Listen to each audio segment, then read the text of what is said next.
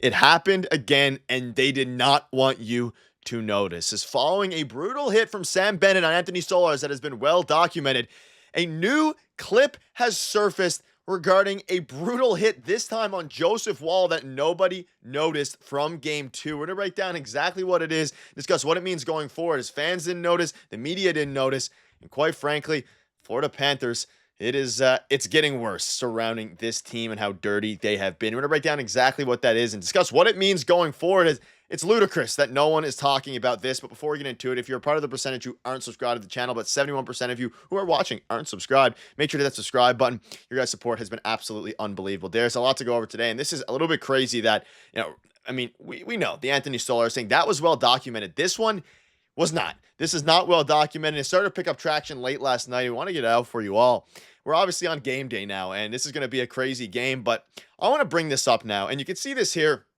It started to blow up a little bit on Reddit, on Twitter a little bit as well, but it happened at a weird time. You see here, oopsie, totally not on purpose. And yes, this was from last game. It was an elbow from Aaron Ekblad to the neck and head area of Joseph Wall.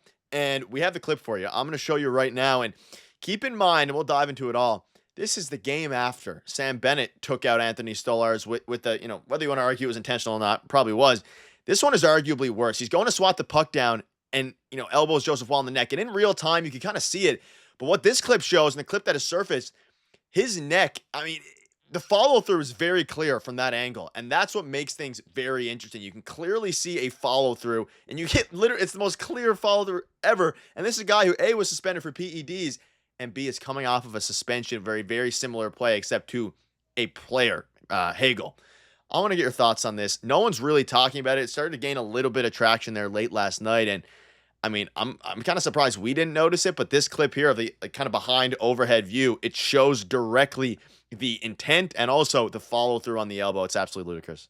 I missed this in real time. I completely did. I think I was watching the puck. So obviously I saw him go to grab the puck, but I missed that part because again, I'm watching the puck, but missed the replay too because they did obviously show this on the broadcast, but then the panel didn't talk about it. I didn't see anything about this on X. We only just saw it like basically last night on Reddit starting to make the rounds that this did in fact happen. Completely missed this. And I mean, like you said, like the follow through is right through his head. This is a guy in Aaron Ekblad who just came back in game two from a 2-game suspension where he did the exact same thing to Brandon Hagel's head with his forearm.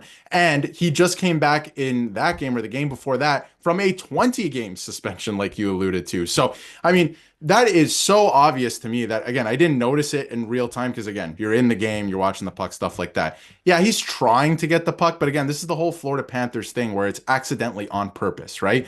He clearly follows through with the elbow through the head. He looked like George St. Pierre coming off the top of the cage there. Like, that was absolutely absurd. It is clear what he is trying to do. So, now that the Leafs are up 2-0, this is going to continue to happen. They need to be careful. The Leafs are continue to play composed, all the players on the ice, because as the series goes on, the more that they lose, the Florida Panthers, we know what they're about. They're going to start to suck out a little bit, right? And they're going to try and do stuff like this. And sometimes they don't get called for it, right? And I say sometimes, most of the time, the last couple of years, they don't. But this, as you just saw, is so obvious to me that that is exactly what Ekblad is trying to do. Yeah, you can see like the elbow, even after the initial contact, which whether you want to debate that was intentional or not, he follows through with his elbow. And it got to the point now where looking at some of the responses, on Reddit, on Twitter, all these different things, this is the first time, at least in my memory, that most other fan bases are cheering for the Leafs in a series, which rarely happens. And let me show you guys one here. This is a Montreal fan. The Leafs need to close the series out fast before they run out of goalies. Crazy how fast it went from wishing Florida would sweep Toronto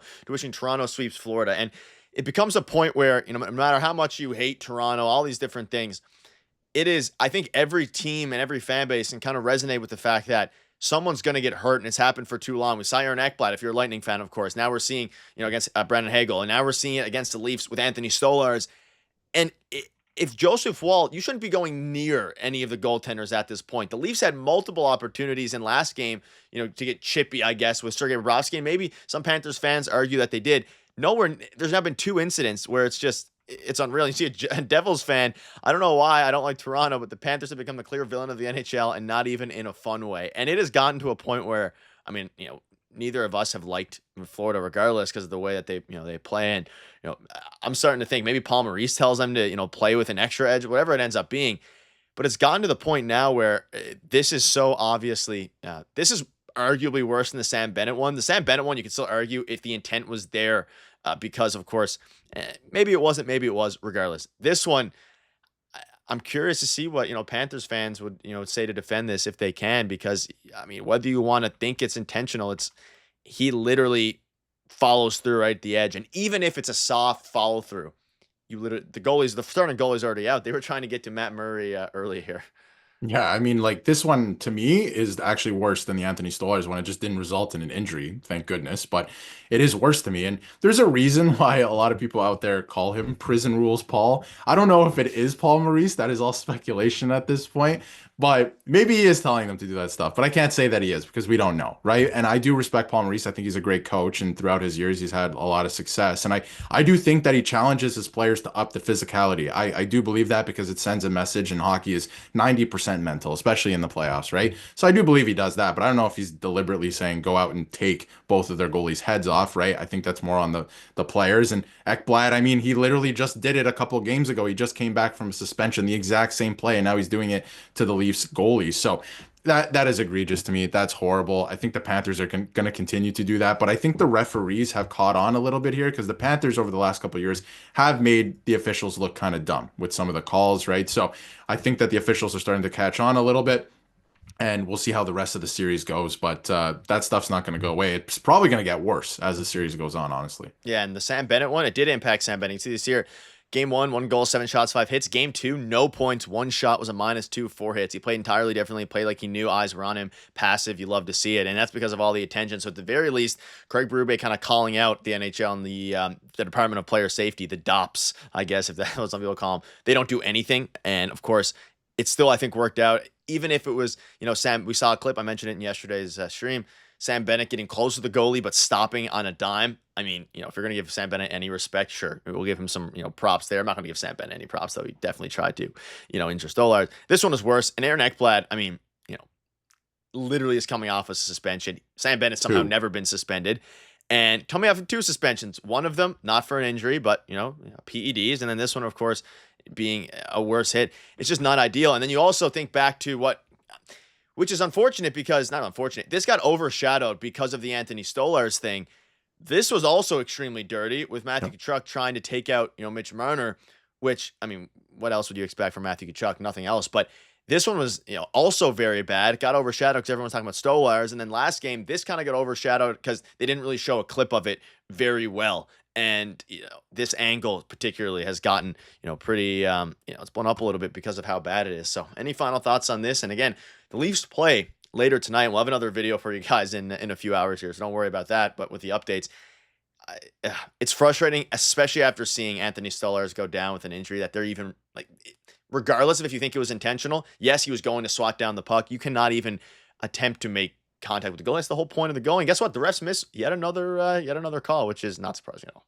Yeah, and I call upon the Leafs sometimes, and I've said it earlier this season, that when you're not going in a game, you have to find a way to get involved, whether it's physically or whatever it is. You have to find a way to be useful. So some of the Florida Panthers, like Matthew Tkachuk that you just brought up with Mitch Marner, Sam Bennett, right after the Stolarz thing, some of them are not going in this series. They're not playing well, and I think it's a little bit of the Panthers are not playing well and not their game, but it's mostly because the Leafs are playing their game and not allowing the Panthers to get really anything going at this point. So although they have been close games at the end of the day, but there is a little bit of that to it. So I'm interested to see how this is going to progress through the series because, again, like I said, I don't think it's going to get, first of all, it's not going to get any easier. We all know that, but I don't think it's going to get any better. So it's going to be interesting to see what happens the rest of the way. The Leafs just need to continue to play composed and not take any dumb penalties. Don't retaliate, continue to play their game, but play physical, and they have been, and I think that's a good thing. Yeah, and I think Scott Laughton has been one of the spearheading that, and I think maybe gotten Sam Bennett's head a little bit just by the way that he's throwing his body around. But that'll wrap it up. Let us know down below if you noticed this, and if you did, shout out to you. But let us know what your thoughts are on this, and if you think that this should have been, repercussion. People are demanding 10-game suspension rest of the playoff, all these different things. Not going to happen, but at least some light was shed on it because it's dirty and they continue to get worse. That'll wrap it up. Let me know down below your thoughts. Thank you guys for watching. See you later.